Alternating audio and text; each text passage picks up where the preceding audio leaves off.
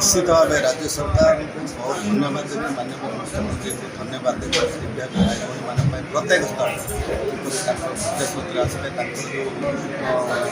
मनरे थिला जो दुर्दशा को दूर करने यहीपरी कार्यक्रम हाथ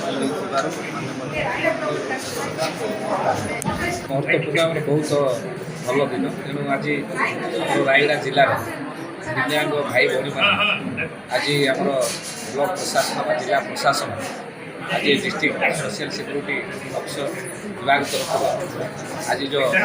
प्राय साइकिल जोटाकि अनेक भाई वितरण कर निश्चय आज से निश्चय गोटे सहायक तांकर दैनन्दिन जीवन जीवा आसवा चलाचली निश्चय गोटे स्वागत निश्चय आमर जो रेलवे कॉर्पोरेशन एवं आम मिलित उद्योग जो कराई स्वागत योग्य निहाती आम लोक को सहायक हो आगामी दिन से खुशी हे विभिन्न यातायात दैनन्दिन जीवन